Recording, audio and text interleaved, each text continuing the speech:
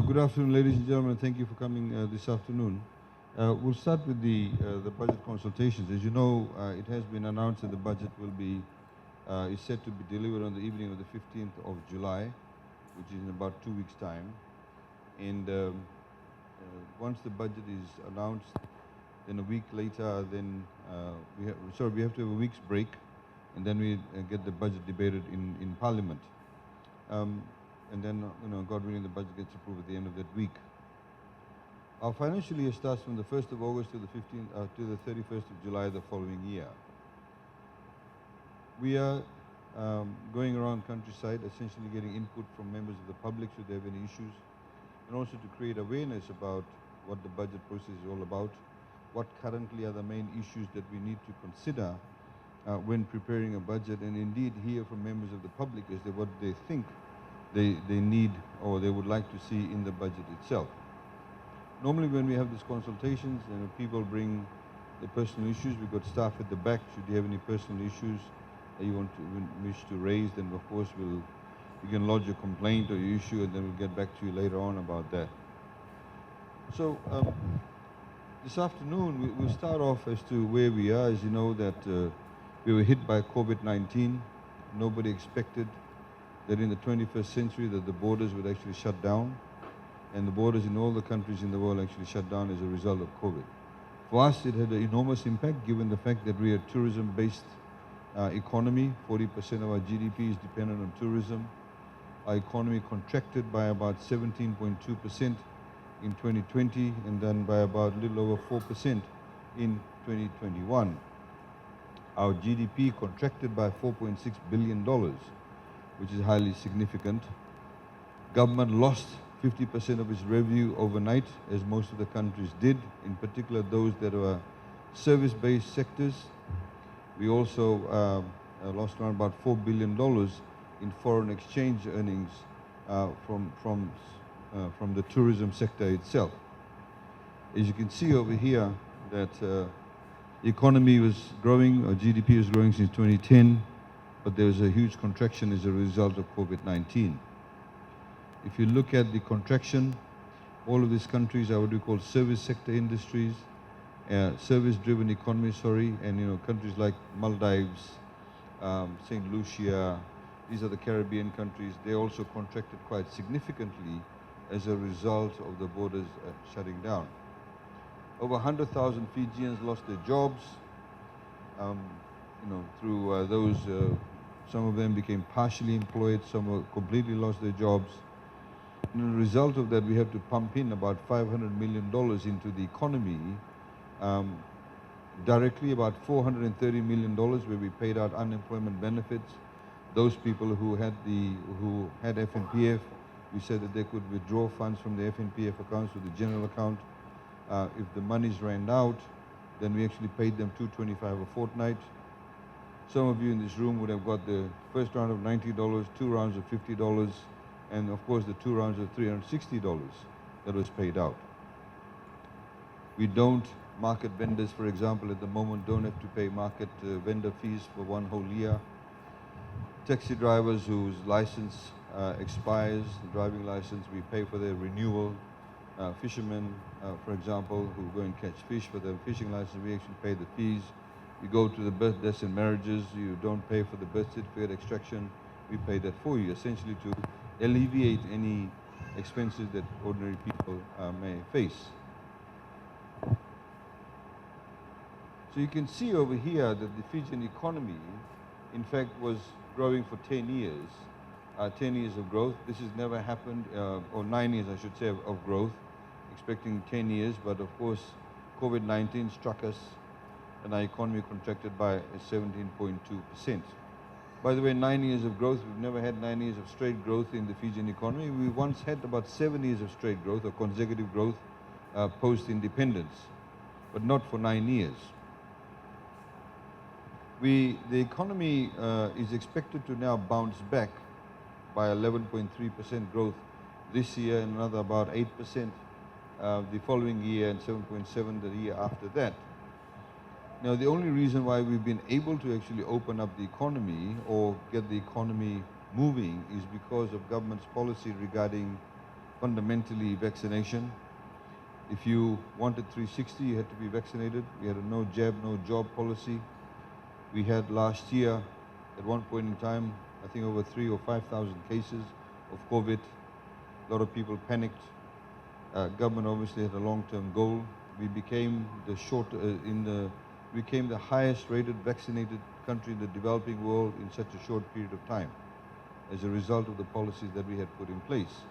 And therefore, the borders opened up on the 1st of December. And those of you who know about the tourism sector would know that the hotels are running at 85, 90, 95% capacity at the moment. People have gone back to jobs. The airport has opened up. Fiji Airways is flying. ATS is doing the catering. So all of the economic activity is coming back. And we currently expect, at this point in time, the tourism numbers you can see here, that for the month of May, if you compare May 2019 with May this year, we've got about 65% of the pre-pandemic levels. So if there were, for example, 100,000 tourists at that point in time, now we've got 65,000 tourists back. What is really interesting is that Australians were at 90% of pre-COVID levels. So it's nearly 100% for the month of May. Fiji Airways on certain days are doing 3 times a day trip to Sydney just to meet the demands. We fly every day to LA. Of course, we're flying to San Francisco now. The New Zealand numbers have about 2/3 of pre-COVID levels, and June and July bookings are even looking better. You can see over here, last year we had only 37,000 tourists that came, compared to 800 or close to 900,000 tourists in 2019. Significant drop in numbers. We expect to get about 447,000 visitors this year. Now, everybody is talking about the fact that the price of things are all going up, and it is going up because of highly inflationary impact, or what we call domestic inflation, and also what we call imported inflation. Imported inflation are things, for example, that we buy fuel, we buy wheat. They are not grown in Fiji, but they are inflation that is affected by the fact that these items come from overseas. Domestic inflation, as you can see, the green line is much lower than the imported inflation. We expect these things to continue to rise. The war in Russia, between Russia and Ukraine, has not helped, of course. In fact, it had a huge impact, in particular for price of food, things like wheat. Fertilizer costs have gone up. Even before the war, the supply chain issues, a lot of the world economies were shut down. So, those who have mobile phones, you have a microchip in it. The microchip is made out of a particular metal. That metal was not being mined during the COVID lockdown period, but people still want phones. So they need access to phones, but the phone companies aren't able to access the microchip because the metal is not available. So what we call supply-demand issues. China still, to an extent, is on lockdown. So the shortage of containers around the world. Cost of a container from New Zealand to Fiji before the pandemic used to cost about $5,500. Today it costs about $16,500. That had a huge impact on the price of goods. What I'll do is now, can we play the video, please? Okay, have a look at this.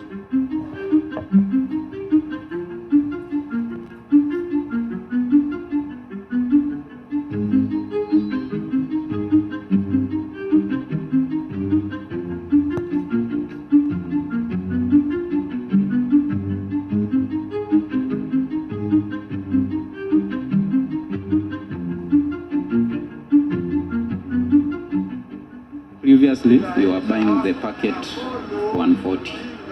For now, it is 180. The salad, we used to buy around 180 per liter, but for now, 300 shillings, it's really tough for us.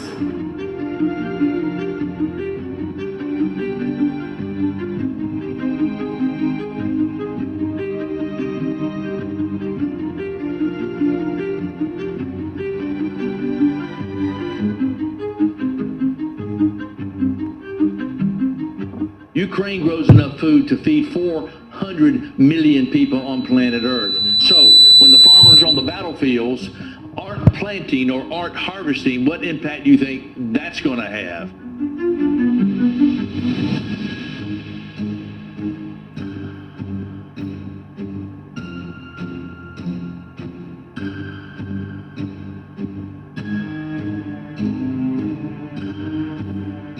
You've got a catastrophe knocking and looming on the door for the fall. That will be not a price issue, but a supply issue, availability of food for people around the world, and that will be a catastrophe on top of a catastrophe.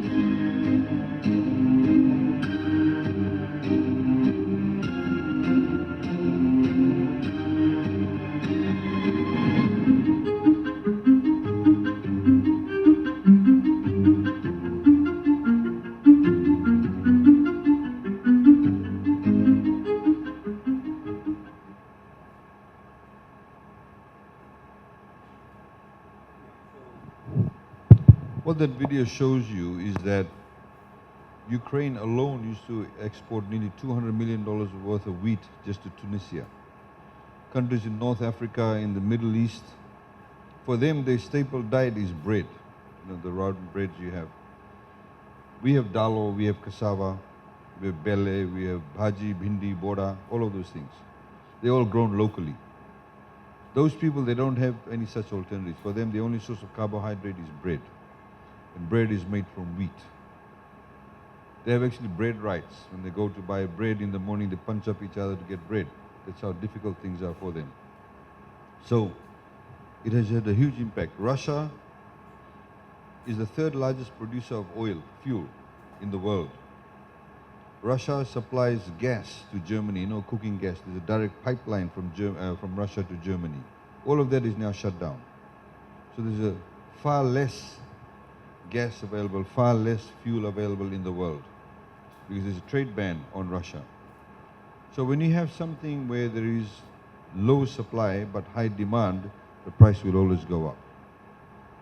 Yangona, before Winston, $85 a kilo. After Winston, $185 a kilo. Long bean in the market, $2 a bundle. After cyclone, $5. Supply-demand issue, that's happening globally. Plus you add the supply chain issue, plus you add the fact that the containers are not available. It adds what we call spiraling costs globally. I'll play in the next video to demonstrate when you don't manage your economy well, what can actually happen. If you don't look after your foreign reserves, what can happen? Nearly everything in Fiji that we are wearing, that you use, is imported.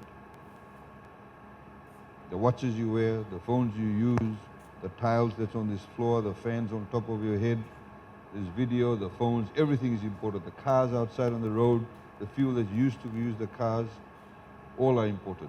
So you need foreign currency. If you don't have foreign currency, you can't trade. So when the tourism industry shut down, we realized this, and of course we borrowed more from overseas than borrowing more domestically. All governments in the world borrow. The question is, why do you borrow? If you're going to borrow money to build a fancy convention center that's going to get used only 5 times a year, and government borrows money to do that, that's stupid use of money. But if you're borrowing money to help people get out of unemployment, if you're borrowing money when you have a pandemic and people need to have sustained livelihoods, if you're borrowing money to connect people to electricity, to connect people to roads, bridges, jetties, nursing stations, etc., that's what you call good use of money. Connecting people to water, that's good use of debt. The second thing you have to think about is how much is the debt costing you? What's the interest rate? How soon do you have to pay? When do you have to pay? Who are you borrowing from? We have been borrowing, we borrowed from the Japanese at 0.01%, 40-year term, 10-year grace period. World Bank, 0% interest rate, 40-year term, 10-year grace period. Service fee of 0.75%. By the time you actually end up paying the Japanese loan, you only pay back 40% of what you borrowed because it becomes like a grant. You can just imagine the dollar value drops significantly over a period of time. So that's what you call good borrowing, smart borrowing. Those are two fundamental issues you need to consider. If you don't have good foreign reserves, you cannot buy and sell, you cannot buy things from overseas. Let me show you the other video from Sri Lanka. Helping put food on the table. Community kitchens like this are starting up around Sri Lanka as people struggle with its worst economic crisis in more than 70 years. Food inflation has hit nearly 60%, and many people are finding it difficult to cope. Most of these community who are coming today or been coming are surviving with 2 meals. So we are giving them the responsibility of surviving for 1 meal, and we are saying, right, we will support you with 1 meal, but a good healthy meal. Few now get to eat this well. It's very difficult. We rarely get food like this.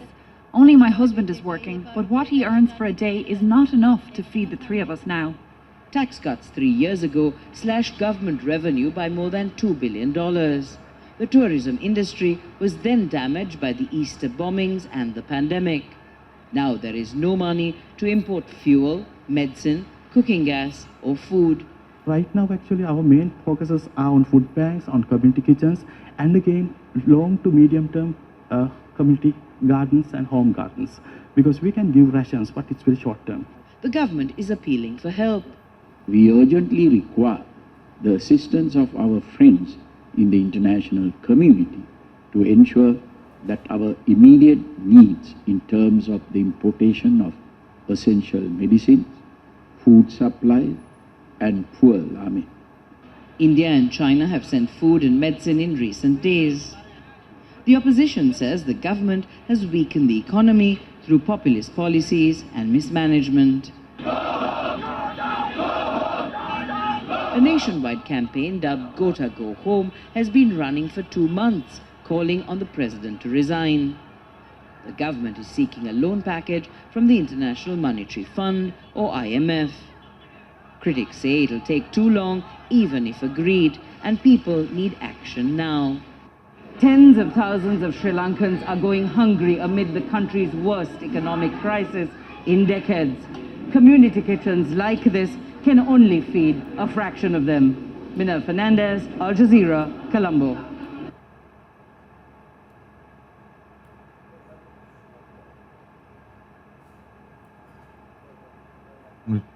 What happened with Sri Lanka is that they didn't look after their foreign reserves. So when the economy shut down, the government was very irresponsible. In fact, the government is very corrupt. One of their former presidents went and borrowed money from the Chinese and built a port, a massive port somewhere where it was in his own area, but no ships were going to go there. But he was hoping the ships will go there. Literally spend hundreds of millions of dollars just so he could have political favor. But as a result of that, obviously, they lost out big time. They don't have foreign reserves, as you saw the news, to even buy medicine and fuel. Obviously, we have foreign reserves in Fiji, and I'll show that to you later. Inflation is getting back to that. You can see the United States got 8.5% inflation rate. The Euro area, Australia, New Zealand, very high levels of inflation rate, which I have not seen for quite some time. Fiji's inflation rate currently sits at about 5%. It could go up, depending on what happens globally. You can see internationally, the World Food Organization, the monthly food price index. You can see how the price of fuel, the food, cereals, meat price, etc., dairy prices are all going up significantly, and even the oil price. So what did we do? In the revised budget, of course, we zero-rated VAT on all of these items. If we did not do this, all of you would be paying 9% more for all of these items. This is not only about food, it's also about everyday items. So all of you need soap to bath every day, you need washing powder to wash your clothes, women need sanitary pads, you need toilet paper, you brush your teeth every day, toothpaste, cooking gas, kerosene, all of these things are everyday items. So we zero-rated VAT on all of them. If you then look at all of these items here, flour is made from wheat, which is imported. Most of the rice you eat is imported. A lot of the canned fish you eat is imported. Cooking oil, 100% imported. Potatoes, we don't grow potatoes, very few. Most we buy potatoes from New Zealand. Onions, New Zealand. Garlic, New Zealand, Australia, China. Baby oil not made in, baby milk, sorry, not made in Fiji. Powdered milk not made in Fiji. Liquid milk, some of it is made in Fiji. Dal, all imported. Tea, all imported. Salt imported. Soap, some soap is made here, but the ingredients are imported. Soap powder, toilet paper, some ingredients are made, are imported. Sanitary pads imported. Toothpaste, kerosene, cooking gas. So all of these items are zero-rated VAT. By us making it zero-rated VAT, government lost about $165 million. We'd be making $165 million more if we left it at 9%.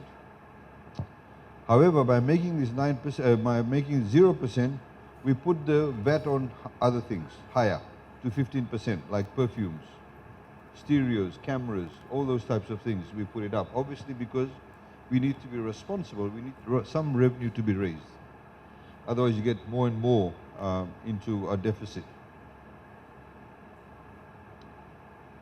So what have we done? I mean, as a result of the changes we made, the policy steps we took, the foreign currency levels are very good.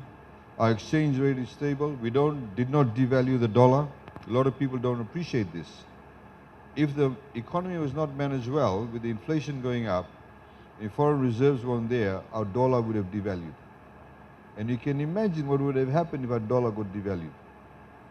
Today, if you're getting 50 cents for one US dollar, or sorry, the other way around, if you get one Fijian dollar, you'll get only 50 cents US. If the dollar was even devalued more, you'd get far less than that.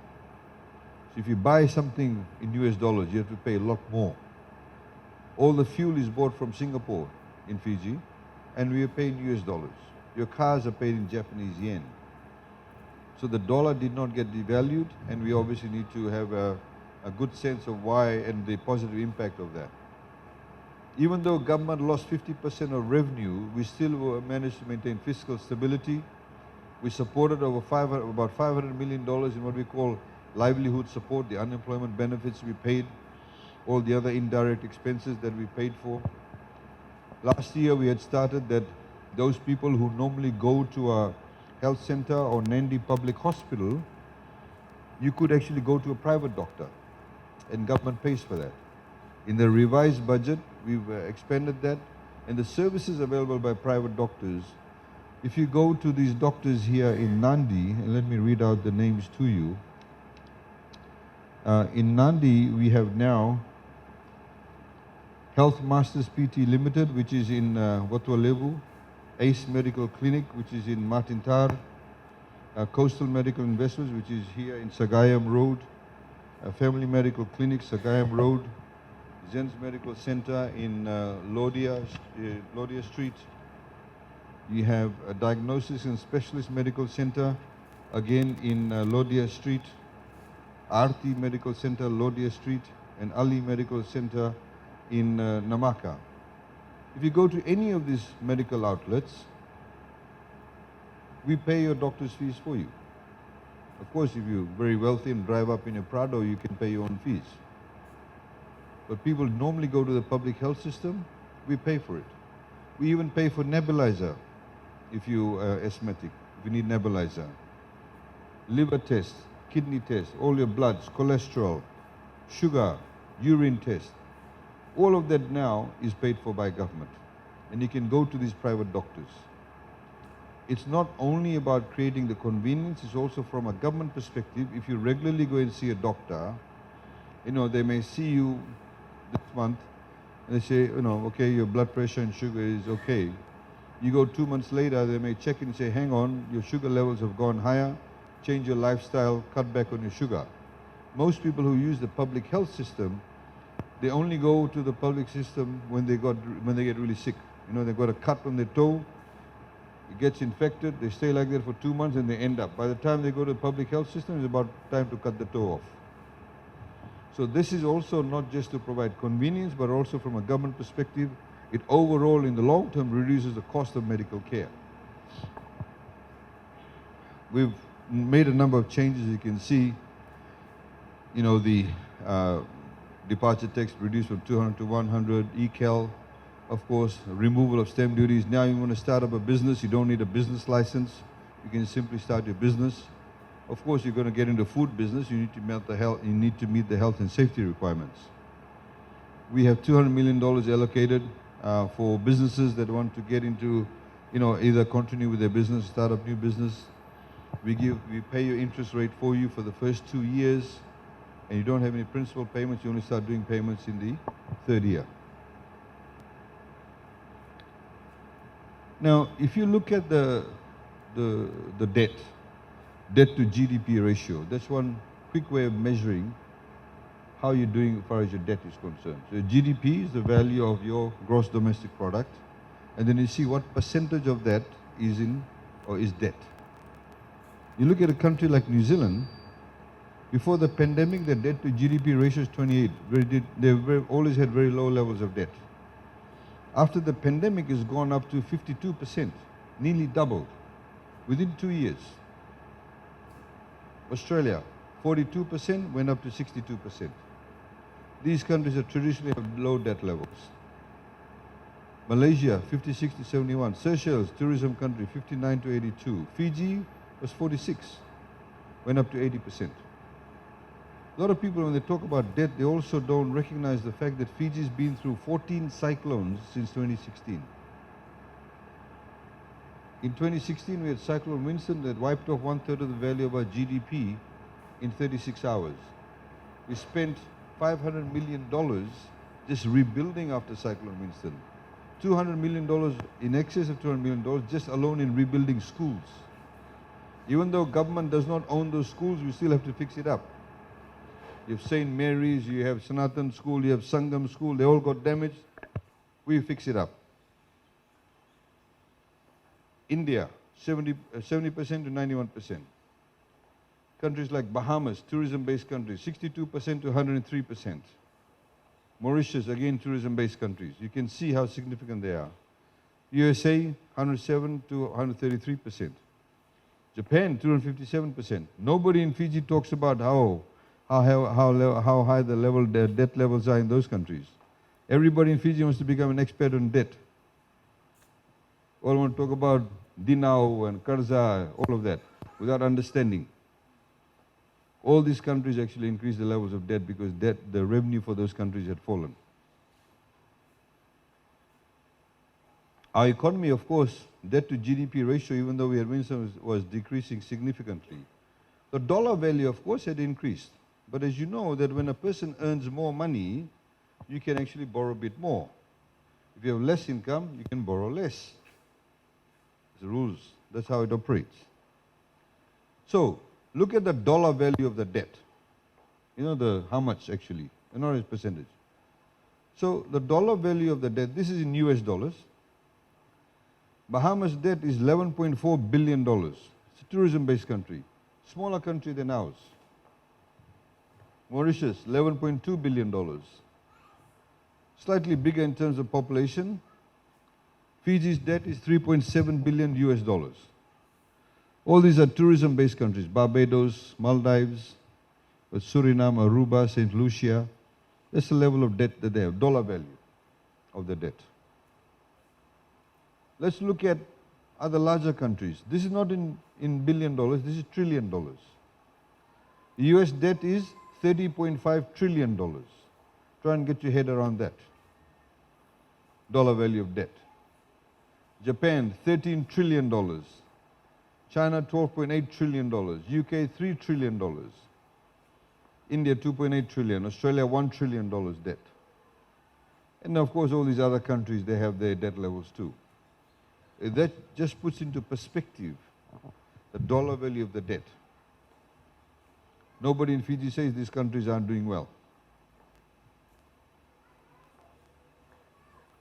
Foreign reserves, I talked to you about foreign reserves. The international benchmark is that as a country, you should have at least 3 months worth of foreign currency to trade. Then people will see you as somebody that can trade.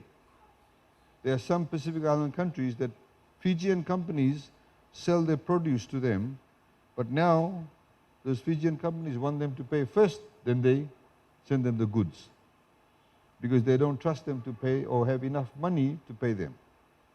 We, of course, don't have that situation. Our foreign reserve sits at $3 billion. We have 8.4 months worth of trading to do. As you can see, for example, when the economy is growing, when it's booming, when the economy booms, there's a lot of construction going on, we'll import a lot of things. Like I said, this tile here is not made in Fiji, the fans, the lights, all of those things are made offshore. So when the construction industry booms, there's a lot more demand for things. You can see over here, even though the foreign currency reserves were at about at $2.3 billion, $2 billion, we had lower months of trading that we could do. Now, of course, we see the 3 billion with 8.4 months of trading. Liquidity essentially is how much money is there in the banking system. So we knew that when the economy becomes smaller, that the amount of money available in the system will become less. But when the economy is going to grow, we need more money in the system. Otherwise, if you don't have that, the interest rates will go up when people want to go and borrow. So by us borrowing more from offshore, we created more liquidity in the system. And that obviously has a positive impact of interest rates. So liquidity at the moment is about $2.18 billion. Remember, the banks, they don't like to say, I've got this much money in my bank account. They like to say, how much money have I lent? They don't make money by keeping money in the bank. They make money by lending money, because they make money from interest. So we managed to get ourselves, as I said, we've got the highest rate of vaccination. There are a couple of risks that we have. One risk, of course, is climate change. We don't know how many cyclones we're going to get in the next cyclone season. We don't know how damaging they would be. The last cyclone season, we had only one cyclone, Cyclone Cody, but a lot of the rain caused a lot of damage. Like as I mentioned, I've said this so many times that even though we had only one cyclone, if you go along the highway between Singotoga and Nadi, in Kambisi, there's a big hole in the highway. Semo, Nawai, one lane went. Landslides in Ba and various other places, you know, roads get washed away, drains get washed away, there's some flooding, even though there's no cyclone. That costs money. When you have a lot of flooding, we have in Fiji for a long period of time, we extract the water from the river, clean it, pump it, and you get pipe water, tap water. That's how we extract it. So when there's flooding, the equipment in the river can get damaged. Or there's too much soil that comes up, or sand and gravel, so it blocks the system. And that obviously causes damage to infrastructure too. So climate change is a huge risk for us. The other risk, of course, now for us is the Russia-Ukraine war. We don't know how long it will last. We don't know how far it will spread. A few days ago, Russia threatened one of the other countries called Lithuania. No, Lithuania, yeah. Latvia, sorry. Lithuania and Latvia, one of those, one of the L's, because they were not giving them access to one of the other port areas. So that's something that's out of our control.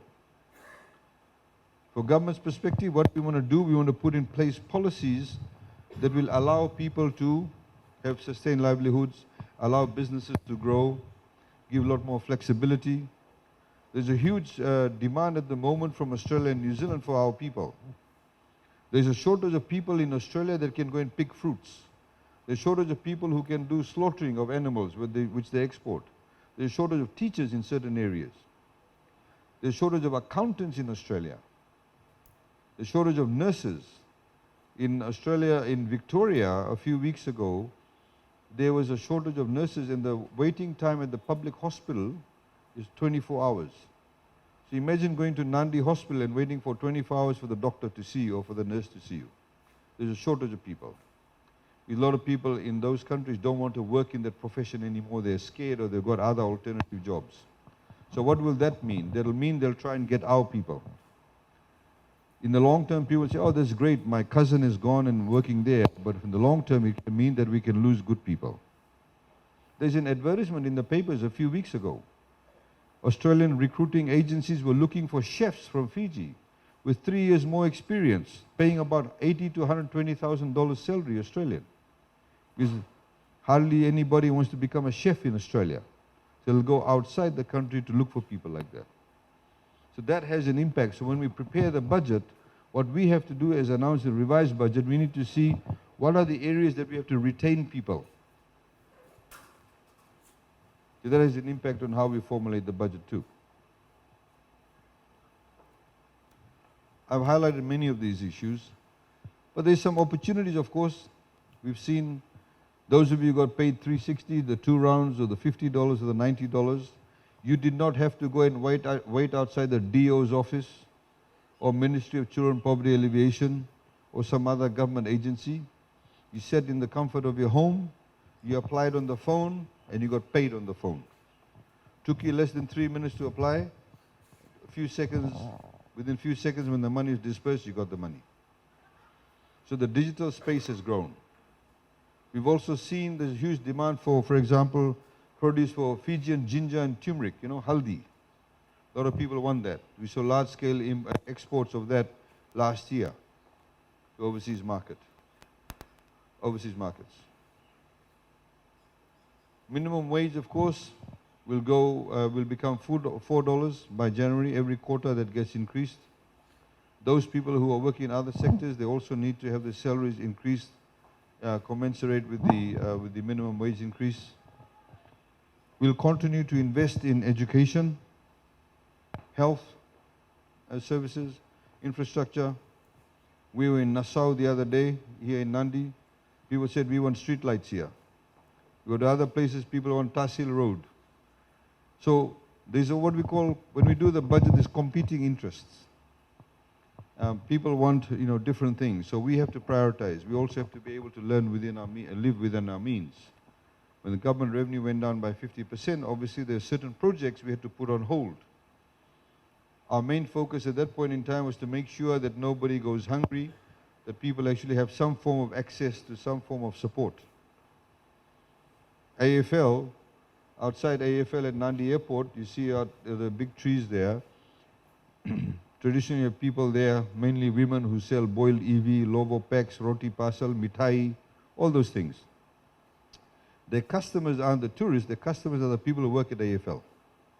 Their customers are the people who work at Fiji Airways, who work at ATS.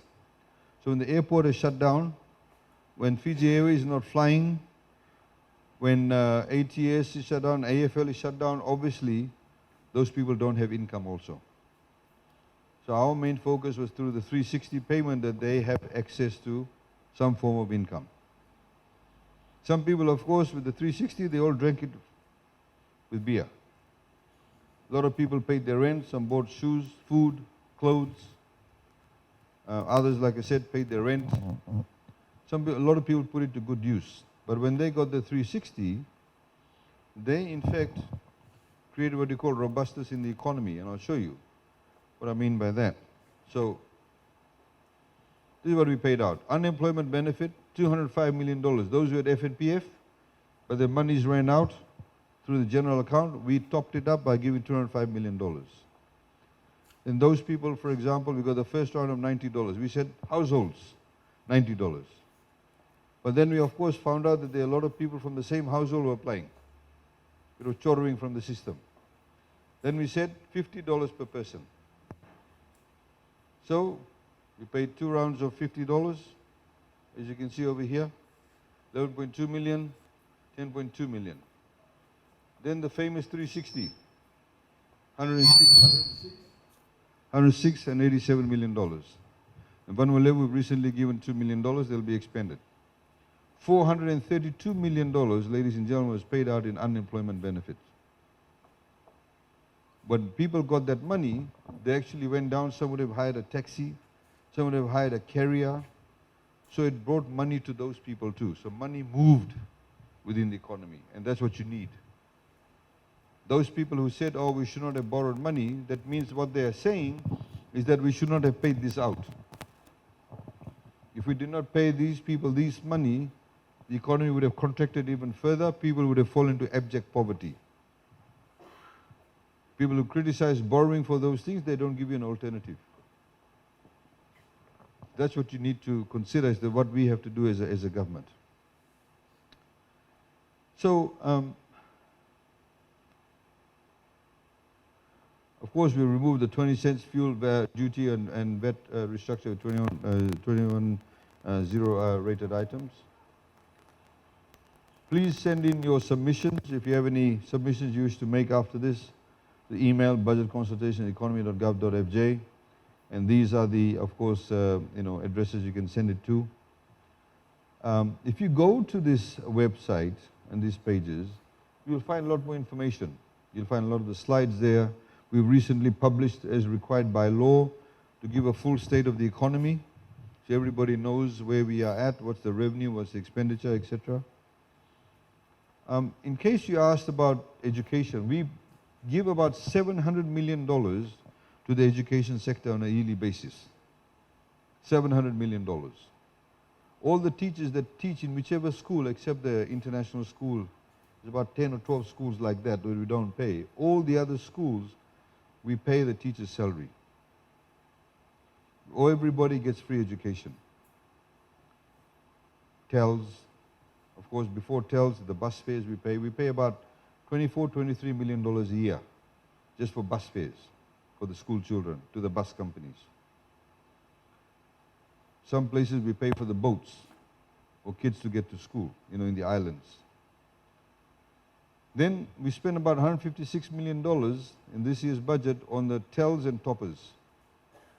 Those people who finish a degree through TELS, they don't start paying their loan back unless they start working and they start earning above a particular income level.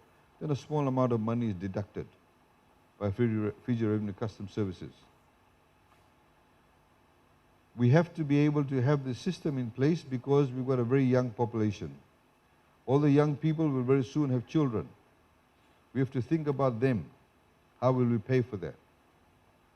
You cannot say, oh, we'll make university all free. Where will you get the money from? It's not sustainable. It's actually a gimmick to say that. We have a shortage of people, for example, in nursing, marine scientists, foresters, all those areas. So if you see the toppers, we're giving more money towards that area. We don't give toppers for lawyers. There's too many lawyers. But there's shortage, for example, of surveyors. All those areas we have toppers. So the scheme is, is bent towards that way. Of course, TELS you can get once you get 250 marks and over. This is just a... So, ladies and gentlemen, I wish to thank you for your presence here. But as I said, we'd like to open up the floor. If you have any questions, if you have any personal problems, issues, please see the staff at the back. We can take down your details. If you wish to ask any questions on the budget itself, if you want to make a general submission. Remember, sometimes people make submissions and from a practical perspective, it cannot be implemented. So, for example, some people have said, why don't you, give money, or you can easily find out who are the people who earn less money through FNPF and just put some money directly into their accounts. Well, what about those people who don't have FNPF? A lot of taxi drivers, carrier drivers, the women at the markets, that means they'll lose out. How do we pay them? How do we determine who's getting what? And also, you can have somebody who may be earning $30,000. If you say, let's pay people who earn less than $30,000. Let's give them $100 a month just to meet their cost of living. If you're going to do that, it may be a single person. Right? So does that mean a single person gets? Somebody could be married with 5 kids or 7 kids and earn $32,000. That means they'll lose out.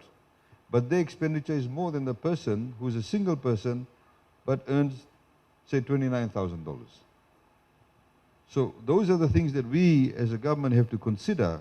So whenever we put in place a policy, we have to make sure, firstly, that we can implement it, that it will be fair, that people won't lose out. That's really important for us to do in terms of, finding solutions to these types of problems. As government also, when we develop a budget, we don't only think up till today. Yes, there is an immediate issue. The cost of things have gone up, something beyond our control. It can come down. For example, God willing, if the war tomorrow stops in Russia and Ukraine, the wheat supply will start, the oil supply will start, the gas will start, and the prices will come down, definitely. China opens up, all the containers will come into the market, the cost of freight will come down. So, if you say in the meantime, let's assist those, then we need to see how well we can manage to do that. So these are the type of things. So we have to think about the now. That's one point. The other one, you have to think long term. What do we do in the budget to create what we call long-term economic goals? What do we do to create jobs? What do we do in terms of infrastructure development? As I mentioned to you, a very young population. 70% of the population is below the age of 40. 65% of the population is below the age of 35. So we have to anticipate. What are we going to do for them? What kind of services? Do we need more counselors for young students? There'll be a lot of students in schools. They're facing a lot of issues, social issues. They're on the phone. There's things like pornography. There's things like abuse on social media. People getting harassed. So what are the policies we're putting in place for those types of socioeconomic issues that need to be addressed? It's not only about wages. It's not only about cost of living. It's also about long term. What do we do to create more jobs? We can't just simply be dependent on the tourism sector. Tourism is good for the short term, but for the long term, what are the areas we want to grow? Countries that have long-term plans and goals are the ones that are always very successful. And that's what we've tried to do. So if you look at the economy, in the past 2 years, even though we lost a lot of jobs, there's one sector that grew, 3,000 jobs, the BPO sector. BPO sector is what we call business processing outsourcing, where people actually, if I ring up, say, my insurance company in Australia and I'm living in Sydney, the phone call will be answered by somebody in Fiji. And they provide the services from here. Accounting services can be done from here. Insurance claims, all those things are currently being done in Fiji, and more of it's growing. We've given in the budget $250,000 to the BPO Council, Fijian BPO Council. The Australian government is working with us. They are predicting through their consultants that there'll be 100,000 jobs created in Fiji in the next 10 years in the BPO sector. So what does government do? We provide infrastructure and telecommunications. We have to invest in that space.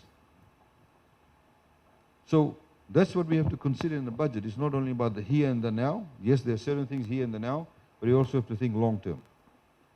Okay?